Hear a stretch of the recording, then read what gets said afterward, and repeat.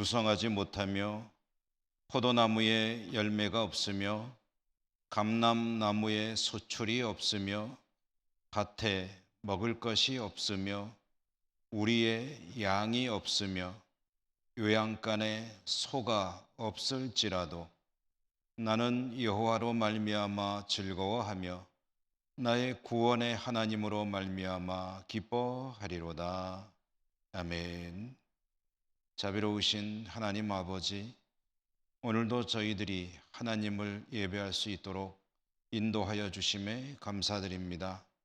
오늘도 하나님의 그 놀라우신 은총들을 기억하며 전심으로 예배 드립니다.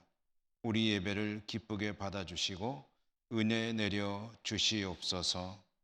예수님의 이름으로 기원하옵나이다. 아멘. 1장 찬송입니다.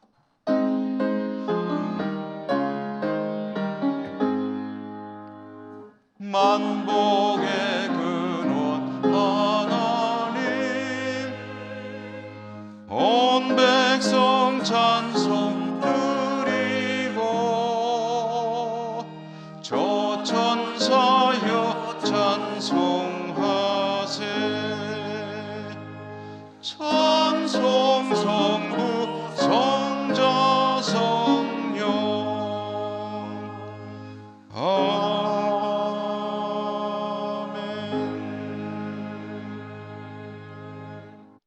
고백의 기도를 드리겠습니다. 오늘도 하나님 앞에 서서 저희들은 부끄러운 마음으로 이 고백의 기도를 드립니다. 주님께서는 항상 말씀에 따라 살기를 원하시는데 저희들은 자신들의 생각대로 살았습니다. 또 뜻대로 되지 않을 때는 실망하고 좌절하고 낙심하며 믿음 없는 사람처럼 살기도 했습니다. 삶이 힘들고 어려울수록 주님만을 더욱 바라보며 의지해야 하는데 주님보다는 자신을 그리고 세상의 여러 가지 수단들을 더욱 의지하였습니다. 저희들의 연약함, 믿음 없음을 불쌍히 여겨 주시옵소서. 성령으로 새롭게 하여 주시옵소서. 이 시간에 저희들과 하나님만이 아는 모든 은밀한 죄와 허물들도 침묵하며 고백합니다.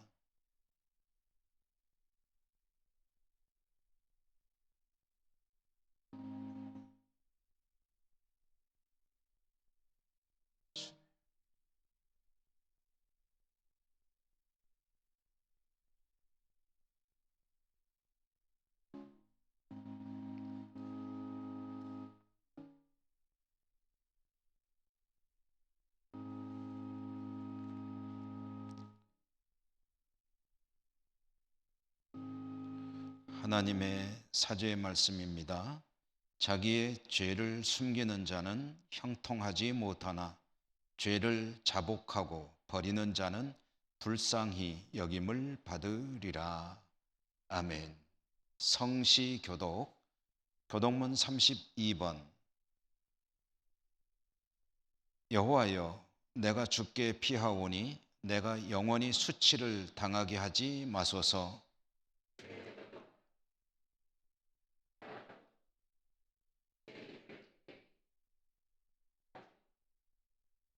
주는 내가 항상 피하여 숨을 바위가 되소서.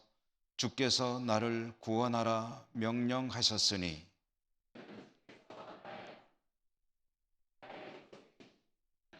나의 하나님이여, 나를 악인의 손 곧 불의한 자와 흉악한 자의 장중에서 피하게 하소서.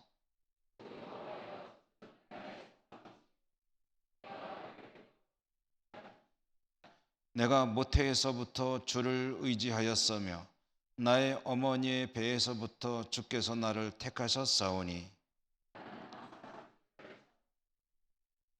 아멘. 사도신경 신앙 고백합니다. 나는 전능하신 아버지 하나님, 천지의 창조주를 믿습니다. 나는 그의 유일하신 아들, 우리 주 예수 그리스도를 믿습니다.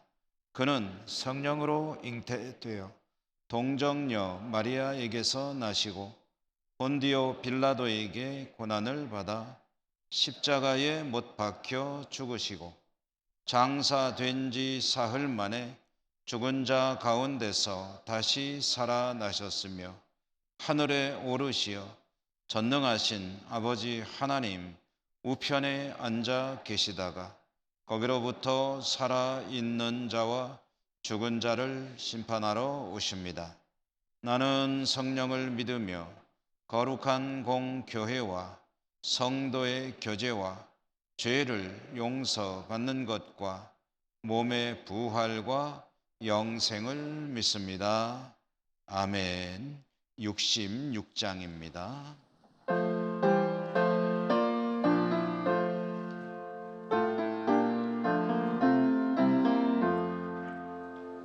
다 감사드리세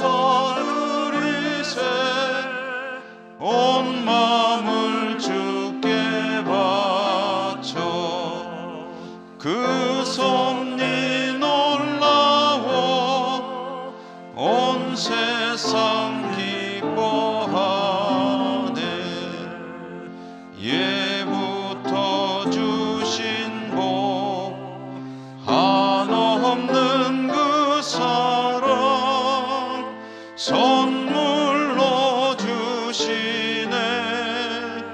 이제와 영원히 사랑의 하나님 언제나 함께 계셔. 기쁨과 평화에 복 내려 주옵소서. 몸과 맘 병들 때 은혜로 지키사 이 세상 악에서 구하여 주소서. 감사와 찬송을 다 주께 드리오라. 저 높은 곳에서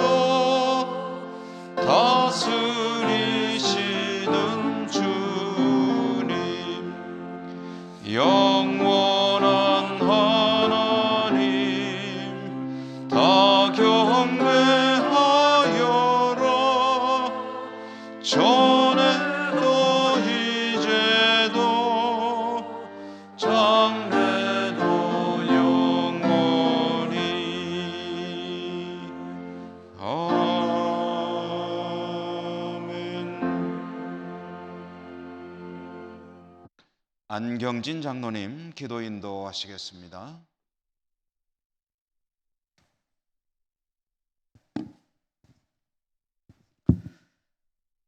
사랑의 하나님 아버지, 은혜와 사랑을 감사드립니다.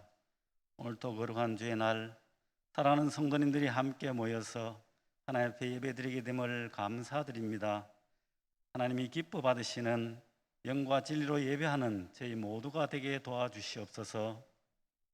지나온 시간들을 되돌아보면 모든 것을 하나님께서 인도하여 주셨건만 내일의 일들을 염려하며 살아가는 저희들의 연약한 모습들을 긍휼히 여겨 주시옵소서. 아무것도 염려하지 말라. 오직 기도와 간구로 너희 구할 것을 감사함으로 하나님께 아뢰라고 하신 말씀을 기억하며 주어진 삶의 자리에서 빛과 소금의 사명을 잘 감당할 수 있도록 성령으로 더욱 충만하게 하옵소서. 오늘도 열방에서 복음을 전하시는 선교사들의 사역지마다 함께하여 주옵소서. 특별히 환난과 핍박 가운데 이슬람 제교에서 선교하시는 선교사님들과 성도들에게 더욱더 강한 믿음과 소망의 인내로 충만하게 하여 주옵소서. 110년 전 세워주신 우리 예천교회가 믿음의 선진들의 신앙을 이어받아서 오늘날 우리들에게 맡겨진 선교의 사명을 잘 감당할 수 있도록 함께하여 주옵소서. 하나님께서 보하여 주사 세워주신 우리나라 대한민국 수많은 외세의 침략 가운데서도 지켜주시고 일제 36년의 식민 통치 아래에서도 강복의 기쁨을 허락하여 주시며 6.25 한국전쟁에서도 여러 우방국들의 지원으로 남북으로 분단된 가운데 휴전을 막게 하시고 전쟁으로 인한 폐허 속에서도 어려움을 잘 극복하고 경제대국으로 세워주셔서 세계 복음화에 앞장서는 나라가 되게 하여 주심을 감사드립니다. 이제 우리들이 소원하는 남북 간의 평화 통일의 날도 속히 이루어질 수 있도록 인도하여 주시옵소서. 대통령을 비롯한 모든 위정자들과 온 국민들이 함께 힘을 모아 코로나19로 인한 어려운 이 난국도 슬기롭게 잘 극복할 수 있도록 도와주시옵소서. 이 시간도 하나님의 말씀을 선포하시는 주의 사자에게 능력을 다하여 주시고 저희들을 위하여 예배하신 은혜의 말씀으로 충만하게 하여 주옵소서. 모든 예배위원들의 헌신과 정성껏 준비하여 올려드리는 호산나 찬양대원들의 찬양을 연락하여 주옵소서. 병환으로 인해 어려운 성도들과 고통 중에 신음하는 성도들의 기도에 응답하여 주시며 타지에 나가 있는 우리의 자녀들도 늘 주의 은혜와 평강으로 함께하여 주옵소서. 항상 기뻐하며 쉬지 않고 기도하며 범사에 감사하며 살아가는 성도들이 되게 하여 주옵소서. 우리들의 필요한 것을 미리 아시며 때를 따라 돕는 은혜를 베풀어 주시고 세상 끝날까지 항상 너희와 함께 있으라 약속하시는 예수님 귀하신 이름으로 기도드리옵나이다. 아멘.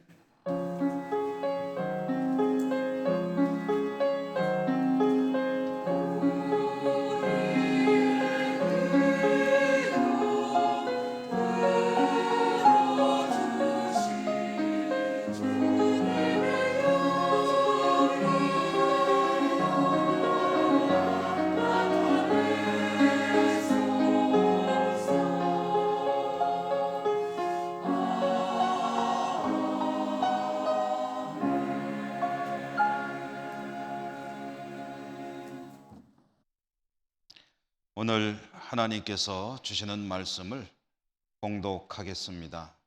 신약성경 야고보서 1장 2절에서 4절까지입니다.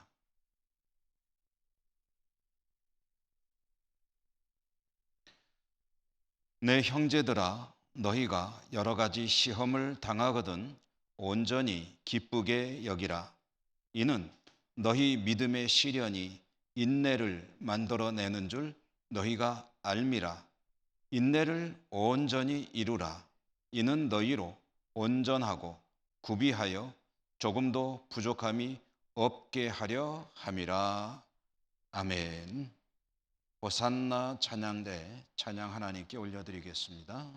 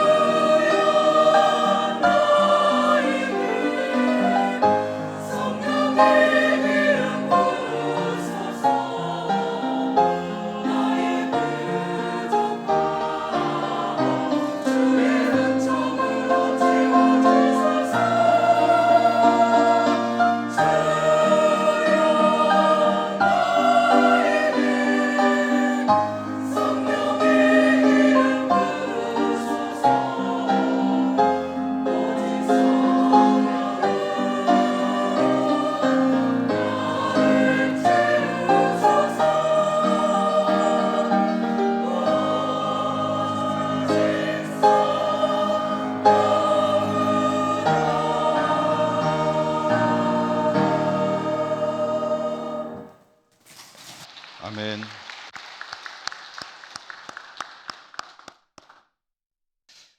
오늘도 주님의 은혜가 여러분과 함께 하시기를 기원합니다. 오늘 인내를 이루라 라는 제목으로 말씀을 전해드립니다. 오늘 우리에게 주시는 이 야고보서 말씀 2절, 3절, 4절 비교적 짧게 말씀을 읽었는데요. 이 말씀이 시작되는 2절을 보면 내 형제들아 너희가 여러 가지 시험을 당하거든 온전히 기쁘게 여기라 라는 명령의 형태로 되어 있는 말씀입니다. 여러 가지 시험을 당하거든 온전히 기쁘게 여기라 했는데 이 말씀 속에 여러 가지 시험, 이 시험이라는 말은 시련이라는 말로 바꿔도 됩니다. 그리고 시험을 당하거든 온전히 기쁘게 여기라 했는데 이 온전히라는 말은 조금 더 우리가 이해하기 쉬운 말로 바꿔본다면 진심으로 정말로 기쁘게 여기라 라는 그런 말씀입니다. 그러므로 이 시험이라는 말과 온전이라는 말을 좀 쉬운 뜻으로 풀으면서 이 한 문장을 조금 더 쉽게 풀어서 읽어보면 이런 의미의 명령의 말씀이 되는데요. 내 형제들아 너희들이 여러 가지 어려운 시련, 고난을 만나게 되거든 진심으로 즐거운 일, 기쁜 일로 여기며 그 일을 감당하여라 라는 의미의 말씀이 되겠습니다.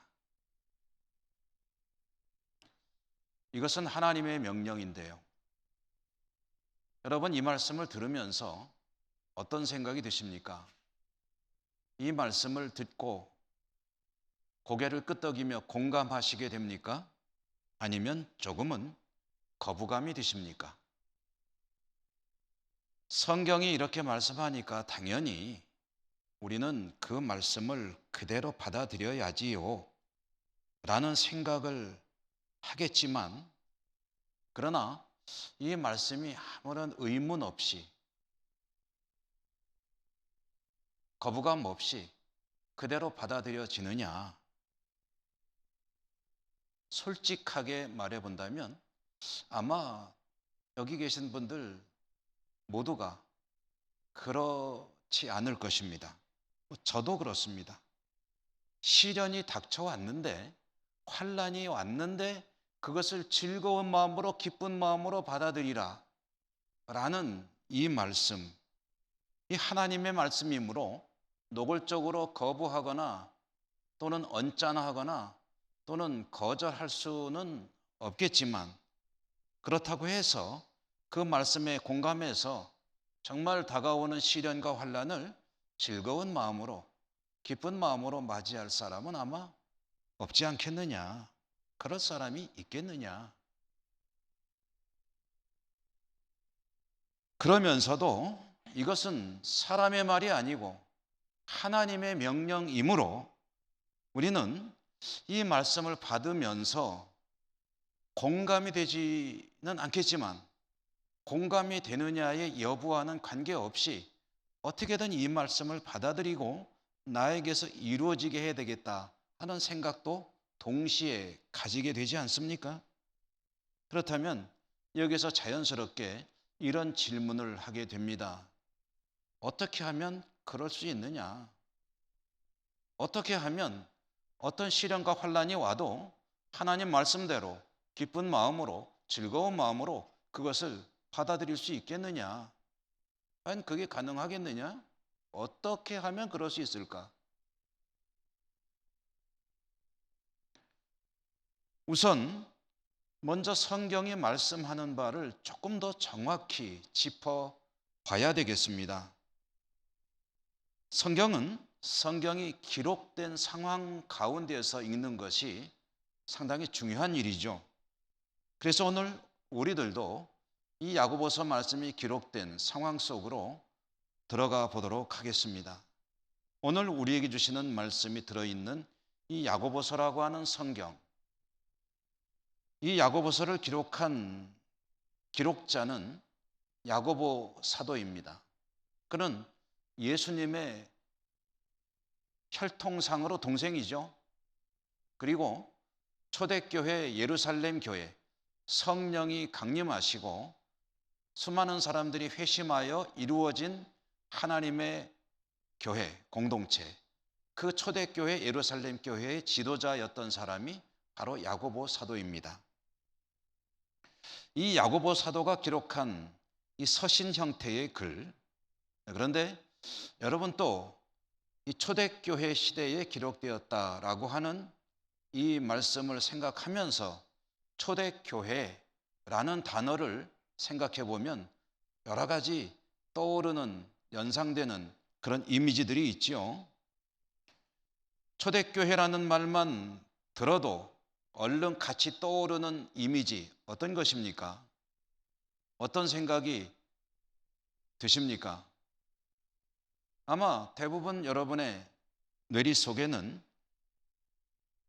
핍박, 박해, 시련과 환난, 그 가운데서 순교하며 믿음을 지키는 초대교회 믿음의 사람들, 그런 모습들이 아마 떠오르지 않겠느냐.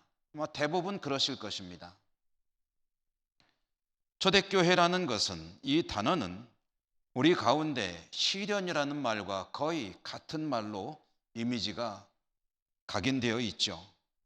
그러므로 이 야고보서라고 하는 서신 형태의 성경은 초대교회 유력한 지도자 중에 한 사람인 야고보 사도가 시련과 환난이 끊이지 않는 그런 가운데 신앙을 지켜나갈, 또 나가야 하는 그런 성도들을 위해서 쓴 편지 형태의 글이다 라는 것을 알 수가 있겠죠. 그런 것을 우리가 배경으로 알고 성경을 읽어 나간다면 성경을 바르게 이해하는 데 큰 도움이 되겠죠. 따라서 방금 우리가 읽었던 2절의 말씀, 어떤 것이든 시련을 만나거든 즐거워하는 마음으로, 기뻐하는 마음으로, 가짜가 아니고 진짜로 그것을 즐거이 맞이하는 그런 자세로 받아들여라 라고 하는 이 말씀은 어떤 말씀으로, 어떤 의도로 기록된 것인지를 어렵지 않게 알 수가 있습니다. 이 말씀을 듣는, 이 성경을 읽어야 하는 이들은 지금 몹시 힘겨운 상황 가운데 있습니다.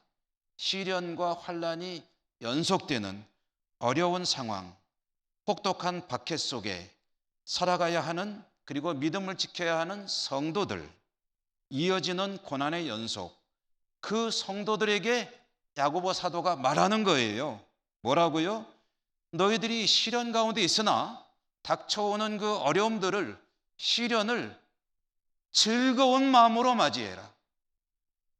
억지로도 아니고 가식적으로도 아니고 너희 내면에서 진심으로 그것을 반가워하는 마음으로, 기쁘고 즐거워하는 마음으로 맞이하여라.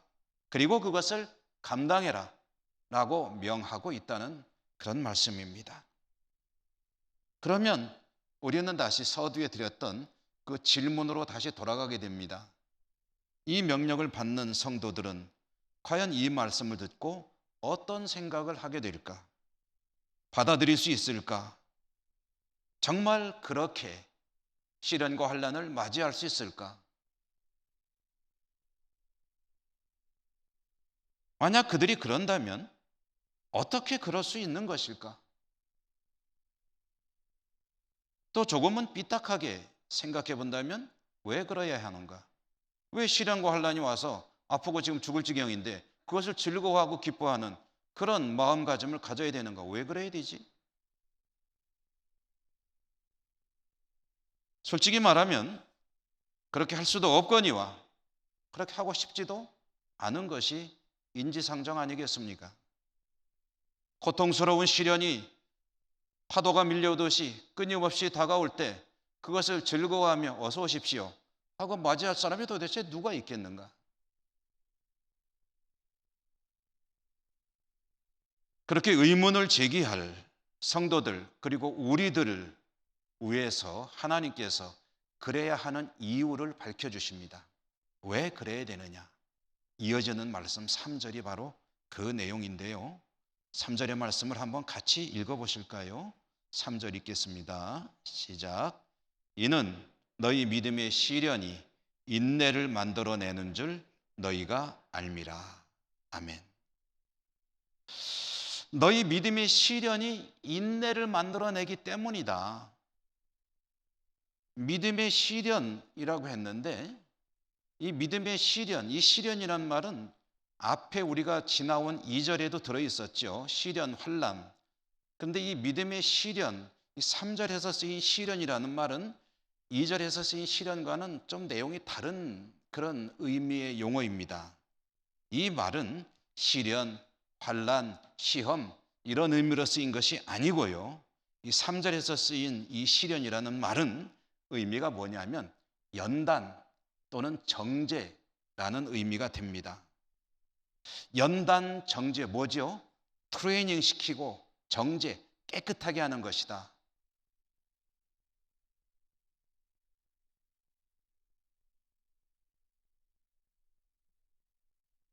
믿음의 시련, 곧 성도들이 받아들여야 하는 그런 시련과 환난, 그것은 믿음을 연단하는 것이요 정죄하는 것이다 라는 그런 말씀입니다.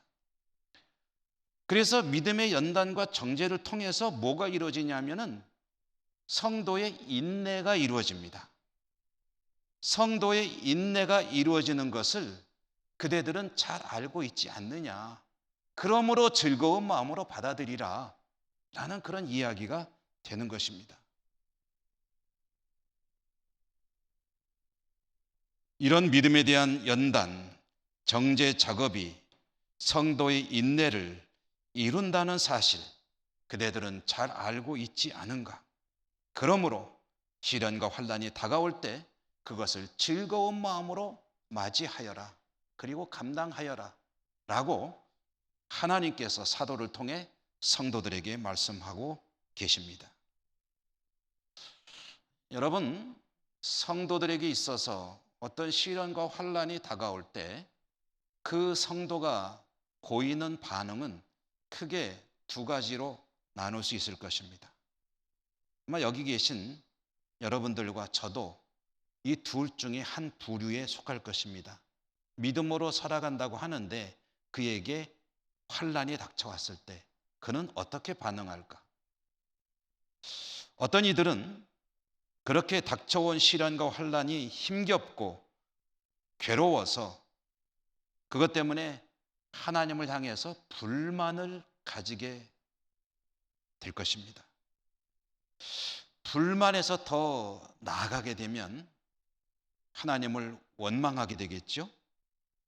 그리고 거기서 더 나아가게 되면 아예 신앙을, 하나님을 향한 신뢰를 잃어버리는 그런 경우까지 이를 수도 있고, 그리고 거기서 더 나가면 아예 하나님을 떠나버리는 그런 결과도 있을 수 있을 것입니다. 어떤 사람들은 그럴 거라는 거죠. 반면에 또 어떤 이들은 시련이 닥쳐오고 환난이 밀려왔을 때 힘들고 어렵기는 마찬가지이겠지만, 그러나 그런 아픔을 하나님에 대한 불신, 원망, 불평, 그런 기회로 삼지 아니하고 오히려 왜 하나님께서 나에게 이런 일이 있게 하셨을까? 그 속으로 들어가서 그 안에 들어있는 하나님의 뜻을 찾고 하나님의 섭리를 헤아리며 하나님께 기도하며 하나님의 응답을 받아 하나님의 뜻을 깨닫게 되고, 그런 일들을 통해서 오히려 더 견고하고 더 순전한 믿음으로 가게 되는 그런 이들도 있을 것입니다. 크게 나눠서 이 두 부류 중에 하나에 속할 것입니다. 완전히 상반된 결과죠. 맞이하는 상황은 동일합니다.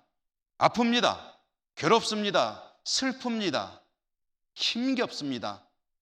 그런데 어떤 이들은 그것 때문에 좌절하고 실망하고 쓰러지고 하나님을 원망하고 심지어는 하나님을 떠나 버리는 이들도 있을 것이고, 반면에 그 가운데서 하나님께 더 매달리고 하나님께 기도하고 하나님의 섭리와 뜻을 찾아 그것을 깨달아 알고, 그래서 하나님의 그 시련까지도 고난까지도 은혜의 힘을 깨닫고 더 높은 그런 수준의 믿음으로 가게 되고 순수한, 순전한, 정죄된 믿음을 가지게 되는 이도 있을 것이다.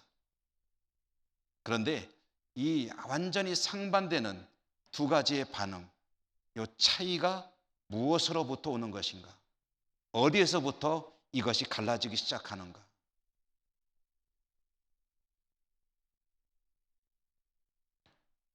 오늘 3절의 말씀이 그 갈림길에 있는 기준점이 무엇인지를 계시하고 있습니다. 3절의 말씀에 보니까 너희 믿음의 시련이 인내를 만들어내는 줄 너희가 알미라.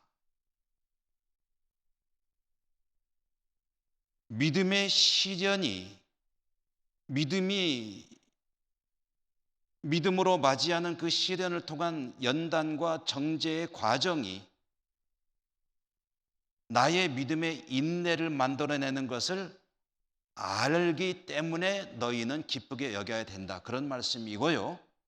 그러므로 기준이 되는 게 뭐냐면은 그 사실을 아느냐 모르느냐에 있다라는 것이죠. 무엇을 알고 모르는 것입니까? 믿음으로 인해서 시련이 오게 되면 그 믿음이 나의 믿음을 정지하고 단련시켜서 더 높은 수준으로 이끌어가는 것이라는, 그것이 하나님의 은혜의 통로라는 사실을 아는 이들은 시련과 환난이 닥쳐왔을 때 그 속에서 하나님의 뜻을 구하는 그런 자세를 가지고 나갈 것이요, 그것을 모르는 이들은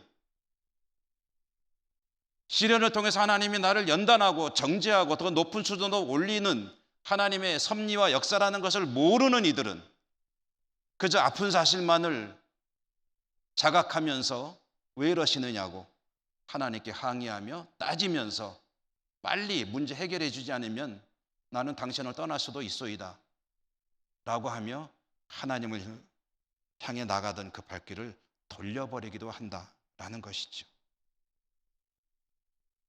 기준은 아느냐 모르느냐입니다. 그리고 아는 사람들은 이 사실을 안다는 것인데요, 오늘 말씀 4절에 보니까 여러분 같이 한번 읽어보실까요? 4절 읽습니다. 시작. 인내를 온전히 이루라. 이는 너희로 온전하고 구비하여 조금도 부족함이 없게 하려 함이라. 아멘. 이렇게 인내를 이루게 하시는 하나님의 뜻이 뭐냐? 너희로 온전하여 구비하고 조금도 부족함이 없게 하려는 하나님의 계획이다. 시련을 통해서 하나님의 사람을 물렁물렁하고 휙 하면은 넘어지고 또 조금만 푹 찔리면은 아파서 죽겠다고 비명만 지르는 그런 연약한 존재가 아니라 어떠한 시련과 환난이 다가와도 능히 감당하고 하나님께 찬양과 영광을 돌리며 하나님의 나라 확장에 더 뜨겁게 헌신하고 하나님과 동행하는 믿음의 삶을 살아가는 그런 사람으로 만들어 가시는 하나님의 역사다. 이것을 아는 이들은 시련이 닥쳐왔을 때 죽겠다 그러면서 하나님을 원망하고 불평만 하고 있는 것이 아니라 이 속에서 하나님의 뜻이 무엇인지를 찾고 하나님께 나아가 기쁨으로 감사로 찬양과 영광을 돌리며 그 시련을 통해 주어지는 연단과 정죄 과정을 능히 이겨나가고 승리하는 삶으로, 신앙으로 가게 된다, 그런 말씀입니다. 여러분, 성경을 통틀어서 고난 받는 사람, 고난 받는 사람의 가장 대표 선수, 대명사라고 하면 누가 떠오르십니까? 아무도 안 떠오르십니까? 고난 받는 사람, 욥. 감사합니다. 욥.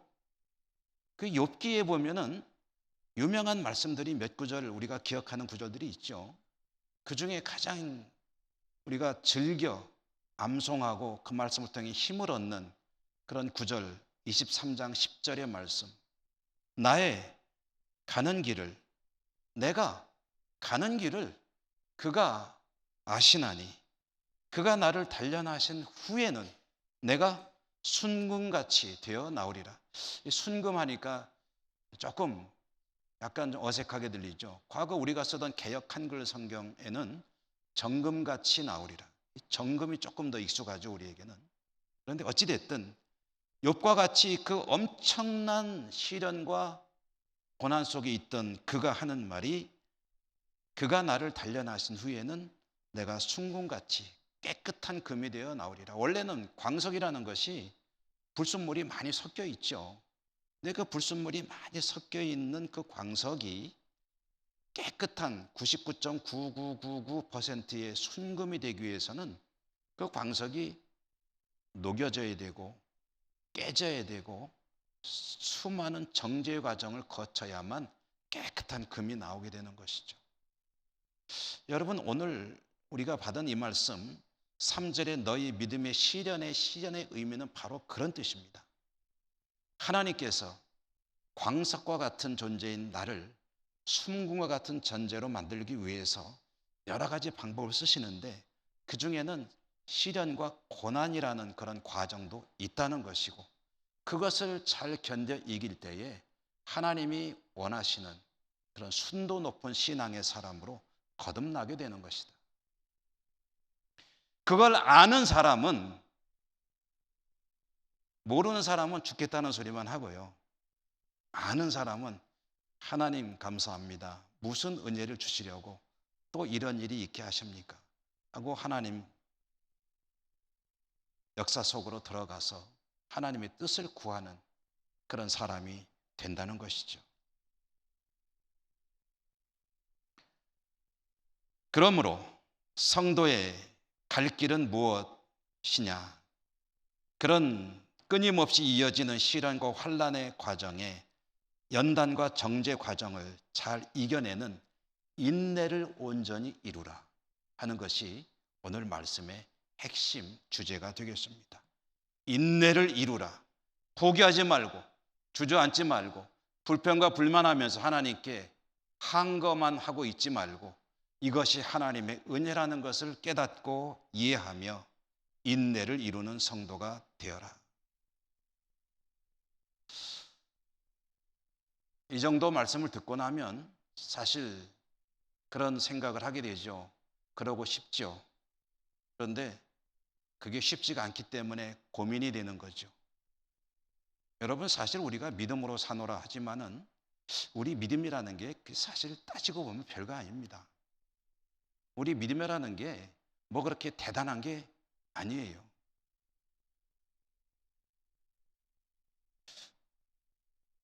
우리 한국교회의 가장 존경받는 목회자 한 분 이야기를 제가 잠시 예화로 들려드리려고 합니다. 가장 우리 모두가 존경하는 목사님, 목회자 하면은 얼른 떠오르는 이름은 한경직 목사님 같은 어른이시죠.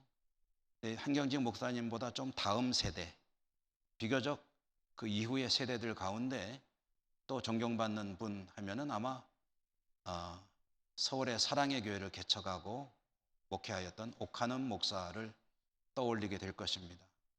한국 교계에 막대한 영향력을 끼쳤고 후배 목회자들과 성도들에게 사랑받고 존경받던 그런 옥하는 목사, 그분은 10여 년 전에 73세를 일기로 별세하셨죠. 요즘에 추세에 비춰보면 비교적 일찍 별세했기 때문에 모두가 참 아쉬워하고 애도했는데요. 그 옥하는 목사님이 폐암으로 투병할 때 아들이 간병을 하면서 아버지를 이제 돌봐드렸는데, 그 아들이 아버지가 별세하신 후에 아버지를 기억하며 추억하며 쓴 책이 있습니다. 그래서 제가 그 책을 사서 좀 읽어보았는데요. 그 책에 보면 이런 일화가 나옵니다.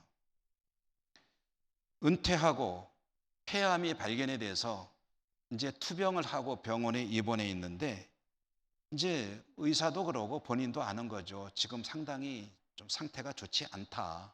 그러므로 이제 오래 살기는 좀 어려울 것 같다 하는 것을 알게 되었을 즈음에 아들도 묵묵히 별로 할 말이 없죠.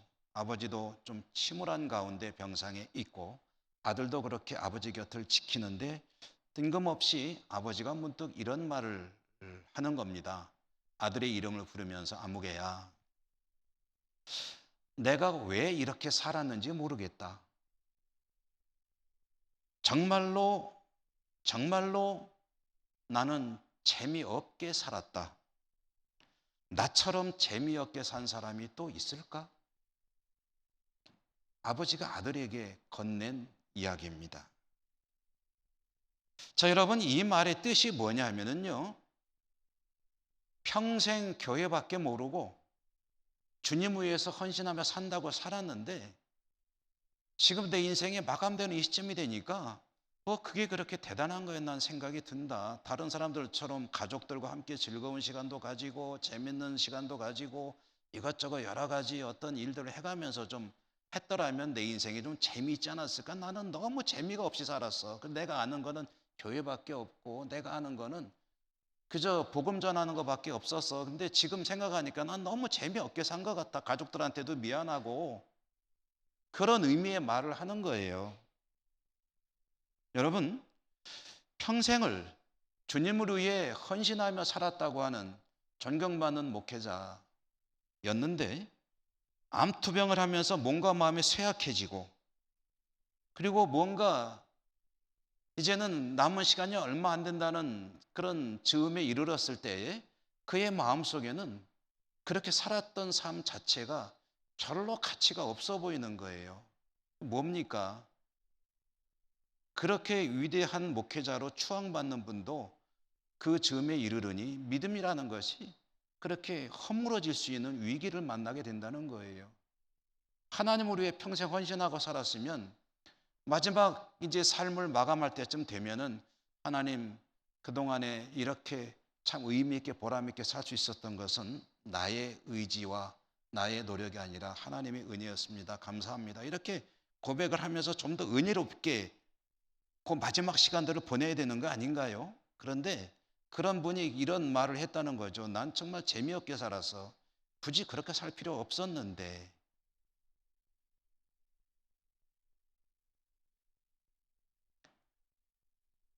이 말을 들은 그 아들이 아버지를 향해서 이렇게 말을 했습니다.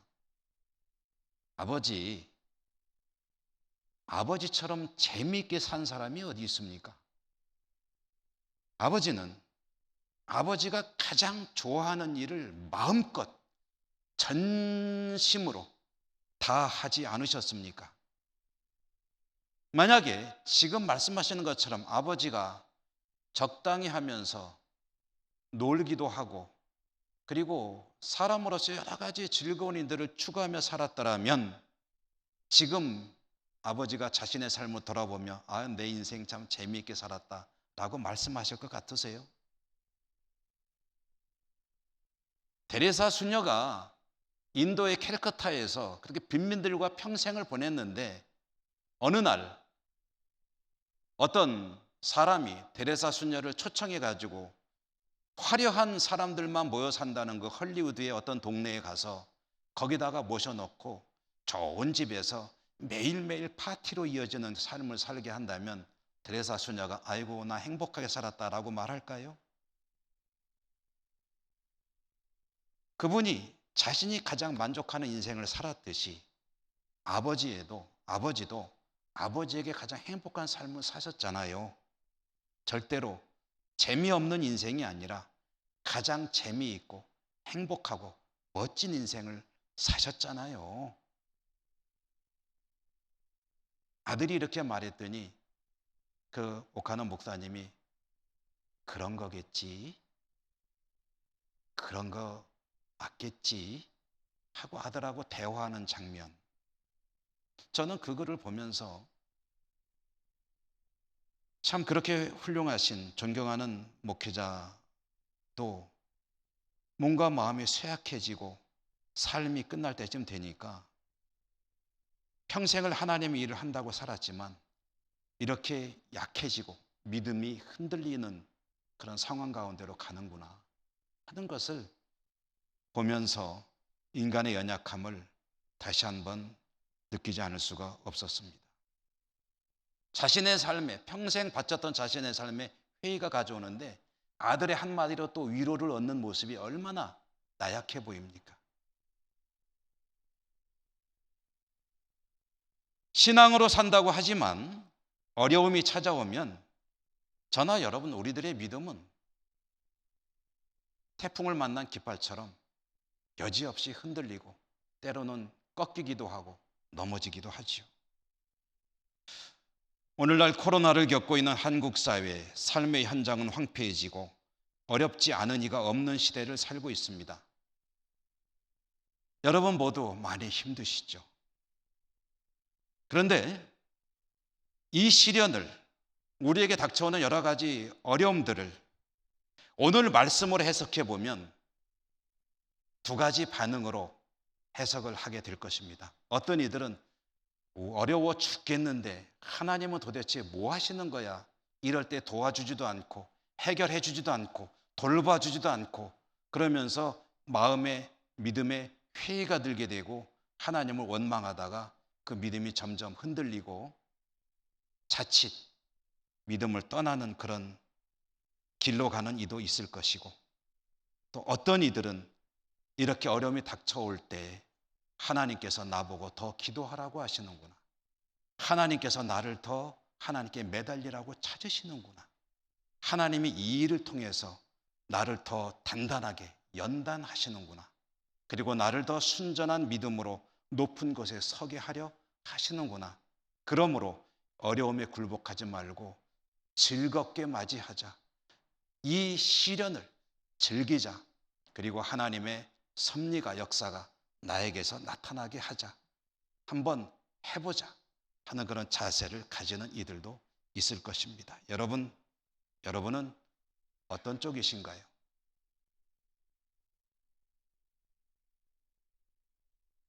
시련이 닥쳐올수록 하나님의 백성을 온전케 연단하고 이루어 가시는 하나님을 바라보면서 믿음의 진보를 이루는 우리 모두가 될 수 있기를 주님 이름으로 축원합니다. 은혜로우신 하나님 감사합니다. 오늘도 말씀 주셨습니다. 말씀 고이 간직하고 어려움이 닥쳐올수록 더 힘을 내어 시련을 이기고 승리하고 하나님께 감사와 영광을 돌리는 저희 모두가 될 수 있도록 축복하여 주시옵소서. 예수님 이름으로 감사하고 기도드립니다. 아멘. 397장 찬송하시며 봉헌하시겠습니다.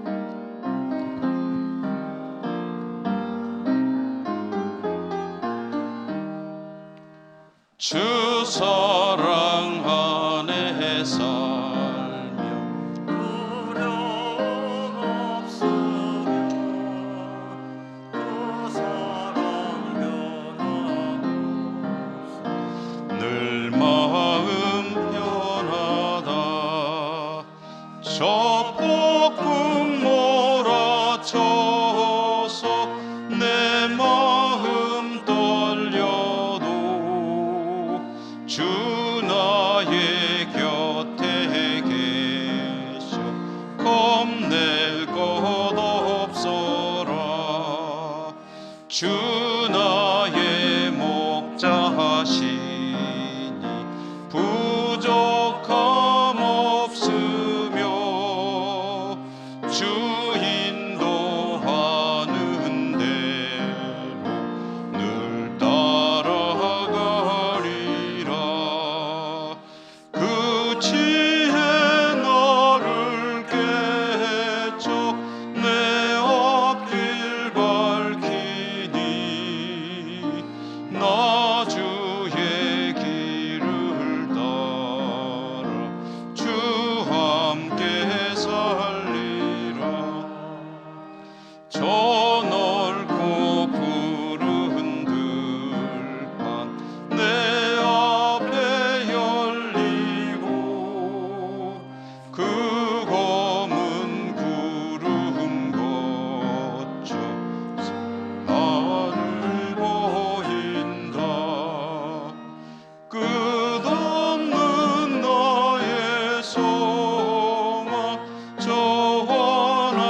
생명길 참 보배 되신 주님 늘 함께 하소서.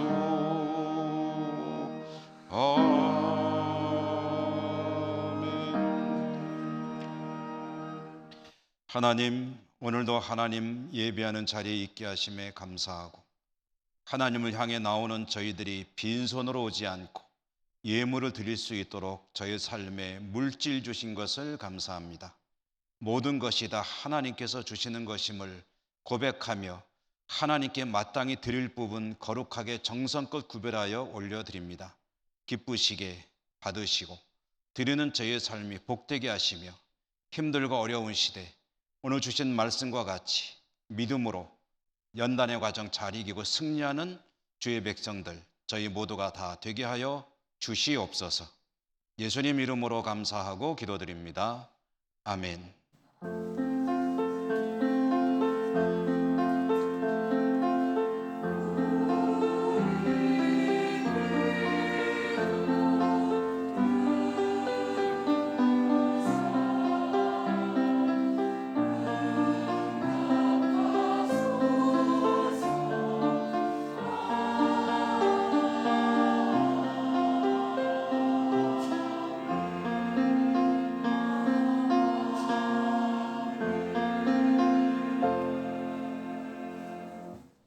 교회 소식입니다. 다음 주일은 총회 주일이고, 총회 주일에는 항상 오후 예배 때에 총회 주일 헌금을 드리지요. 정기당회 오늘 2부 예배 후에 있겠습니다. 재직회는 다음 주에 있겠습니다. 예천군 기독교연합회 조찬 기도회가 토요일 오전 6시 30분 우리 교회에서 있을 예정입니다. 새가족 성경 공부 수료식은 다음 주일 오후 찬양 예배 시에 있게 되겠습니다. 교우동정 이태호 집사님 폐암으로 수술을 하셨고요. 서울 이대 목동병원 입원 중이십니다. 기도해 주시기 바라고요.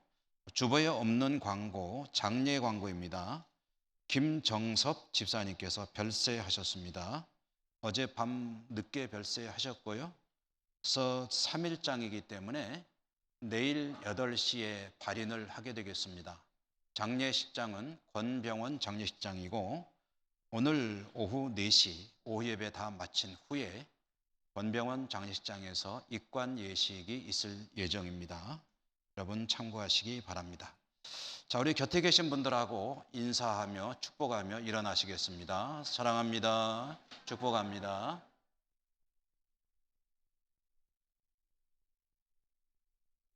주기도성과 축도로 예배를 마치겠습니다.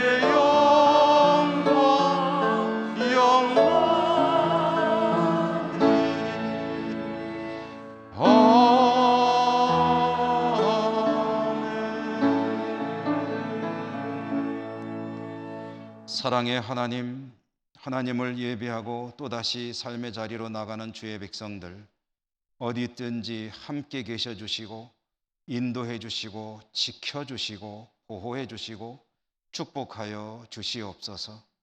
흩어져 살아간 우리 모든 가족들도 있는 곳마다 하나님이 은혜 내려주시고 저들의 삶이 믿음으로 승리하며 복된 삶이 되게 하여 주시옵소서. 이 땅에서 코로나 사태가 속히 종식되고 매듭지어지게 하여 주시옵소서. 예수님 이름으로 간절히 기도드립니다. 아멘. 주 예수 그리스도의 은혜와 하나님 아버지 사랑과 성령님의 교통하심이 주의 백성들 머리머리 위에와 모든 삶의 자리들 위에 항상 함께 하시옵기를 축원하옵나이다. 아멘.